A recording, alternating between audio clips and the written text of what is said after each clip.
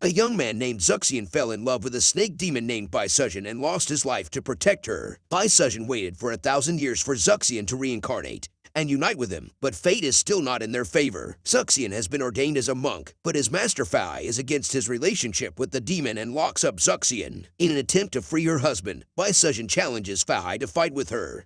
King, her sister, doesn't find it worthy enough, but helps Baisuzhen for the sake of her happiness. Together, they summon the whole sea to attack Fahai, but the simple-looking monk is way too powerful. He has meditated for years to gather powers of several living beings and use them against the demons. Baisuzhen uses her powerful jade hairpin to defend herself, but it shatters into pieces. She loses all her powers and starts getting sucked into the portal called Hangzhou's Leifeng Pagoda. She hands over her baby to King and requests her to give it to Xian. Fahai has imprisoned Xian in the pagoda until the end of time, and he has no regrets. He claims to be a nobleman who uses the power of Dharma to fight demons, but King accuses him of hiding his evil side behind his angelic face. The sisters never harmed anyone, but Fahai punished them.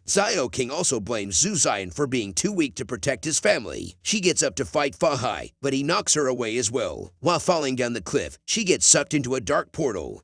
King opens her eyes in a modern but abandoned city, and all of her demonic powers have disappeared. She notices Baisuzhen's ribbon and wraps it around her arm. She starts looking for her but only finds a horned monster coming her way. Suddenly a girl grabs her hand and takes King to hide in a garage. The monster follows them there as well, but the girls get saved by a masked guy. He doesn't say a word and drops them to a safe location. The mysterious girl introduces herself as Sun, but she doesn't know about the masked guy. He just appears randomly and helps people. The place they are right now is called Asuraville. There are every kind of creature here and their sole purpose is to survive, but only the strongest succeeds. The superior ones are ox heads and horse faces. Sun arrived here a few months ago when she fell down during stone climbing. Since then, she's been living in a hideout called Octopus Territory, which is ruled and protected by a giant octopus. There are different kinds of inhabitants here: humans, demons, and monsters, and they all are from different eras. Some of them offer King to be their friend, but Sun advises her to stay by her side. She gives King some books to read so she can learn more about the centuries she skipped. The world evolved drastically between King's and Sun's timeline. Luckily, King has gotten a good friend like Sun who teaches her how to survive without any powers. King learns how to drive a motorbike and modern weapons like guns. Soon she gets ready to head on roads and face the odds. She even gets better than Sun and always helps her in fighting the ox heads and horse faces. Asuraville is a weird city. It seems like the city is alive. There's no visible exit, but King is determined to escape and find her sister. Before that, she must survive the cruel circumstances. The life for the weaker species isn't easy, as they can get attacked anytime. Even in the middle of the night, the ox heads and horse faces attack the territory to take over the building. The octopus tries his best to stop them, but fails, and the intruders start killing the inhabitants mercilessly. Sun takes King to the roof so they can sneak away from there. The biggest rival of the Ox clan, the Yakshas, have reached there too. Yaksha's leader is a confident human named Simon who suggests that the Ox should give up as the city can have only one leader, and that will be Simon. But the Ox heads are willing to fight till their last drop of blood. The Yakshas also don't have any intention to back off. While the battlefield is getting heated, Sun and King try to drive away on their motorbikes, but the ox heads spot them. They start following the girls and hit their bikes. The poor girls end up landing right between the ox heads and the Yakshas. An ox head mercilessly kills Sun right before King eyes. She can see her friend's soul flying away. King's blood boils in anger, and she rushes forward to take revenge. The audience thought she would get killed too, but miraculously, she defeated the giant ox head. The other ox heads proceed to attack her, but Simon interrupts them. But Simon, he liked King's bravery. The masked man is also witnessing this whole scene from afar. Suddenly, the sky gets darker and the harsh wind starts blowing. Everyone is running in fear, while King is confused about what's happening. A huge number of spirit-like creatures land down from the sky. They kill everyone who gets in contact with them. The winds get harsher and the buildings are falling down.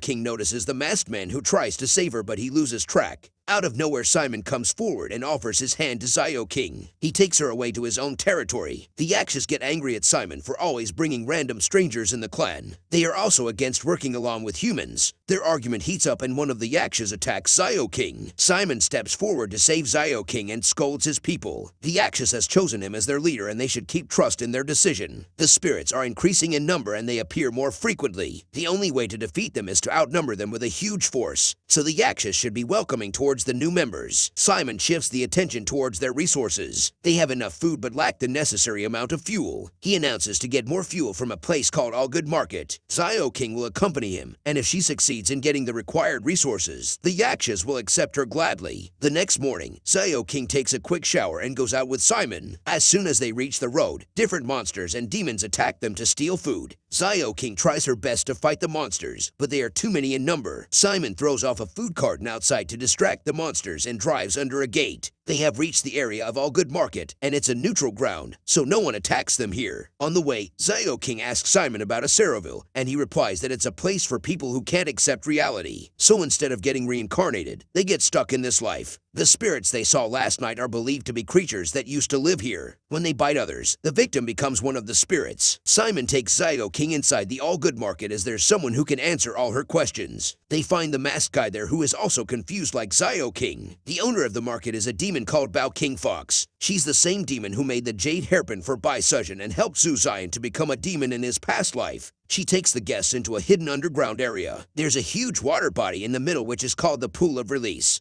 King tells Xiao King that the most painful feeling in the world is an unfulfilled desire. Asuraville is created by the strong resentment of humans. Everyone who enters Asuraville has an obsession. It's something one can't achieve, so it keeps torturing him and fills him with resentment. That's how it becomes an obsession. Everyone here also has a token, which is a material thing connected to their obsession. For Xiao King, it was her sister's ribbon. If someone wants to escape Asuraville, he has to throw down his token into the pool and the water will show them the things that torture him. One must accept them and then jump into the water. The water will wash away their obsessions and memories from the past life, and their soul will be free to go. The masked man also tries to see his obsession, but he can't because he is unable to recall it. Xiao King sees her sister, but she is not ready to forget about her and she leaves the market. Before they can pass the gate, they see the spirits return, and this time they are attacking with fire. The spirits burn down the whole market and follow the demons inside. Bao King and others take the lift to the Pool of Relief, but two spirits follow them there as well. One of them is about to kill Xiao King, but the masked guy distracts the spirit by risking his own life.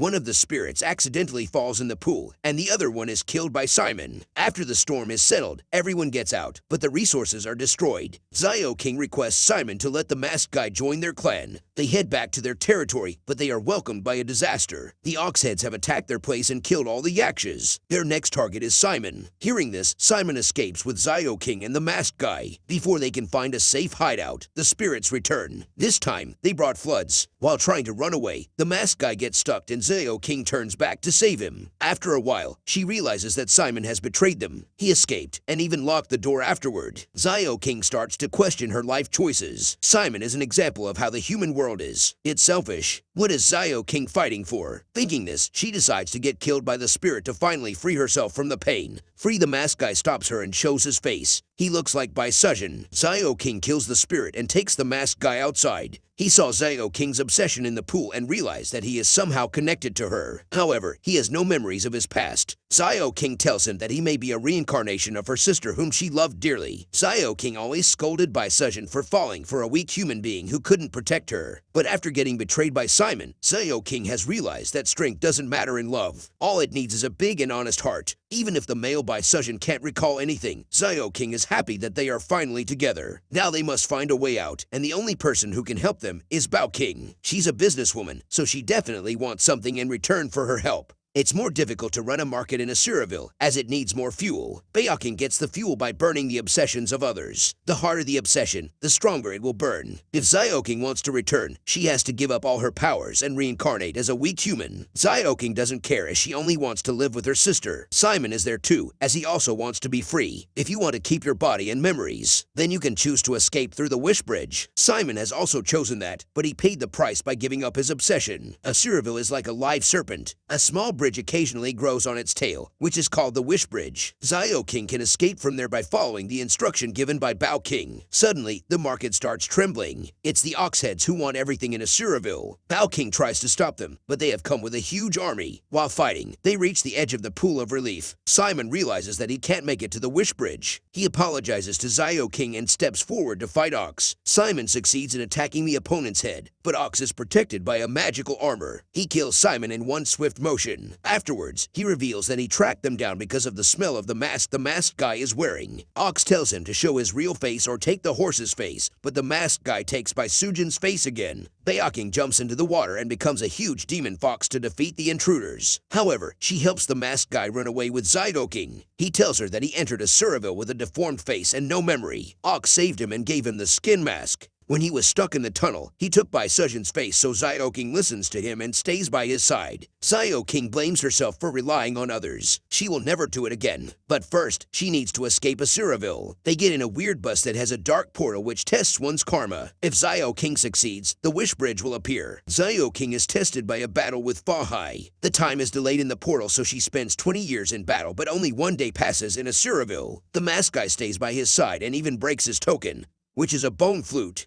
King uses her ribbon to tie the flute around the guy's wrist. Afterwards, she gets again in the portal and finally succeeds in defeating Fahai and destroying the pagoda. They get out to climb the wish bridge, but Ox has reached there too. He was helped by Fahai with protective armor, but it's gone with the monk's death. He also follows King on the bridge, but gets bitten by a spirit. He also pulls down King and the masked guy, but the masked guy intentionally gets bitten and uses his spirit wings to help King reach the portal. She gets reincarnated as a human in the modern world, but hasn't found Bai Sujin yet. One day, she visits the exhibition at Fahai's rebuilt temple and finds the broken jade hairpin. The bone flute the masked guy had was a part of Bai Sujin's hairpin. He was actually the reincarnation of Bai Sujin in the real world and grew up, but his obsession to find King brought him to Asuraville. King cries in pain because she left her sister alone in that cruel world. Instead of getting close to her, she was drifting away. The bone flute joins with the hairpin and recreates itself. Bai Sujin's soul is free now. King was staring at it with confusion, but then she heard Bai Sujin's voice right behind her.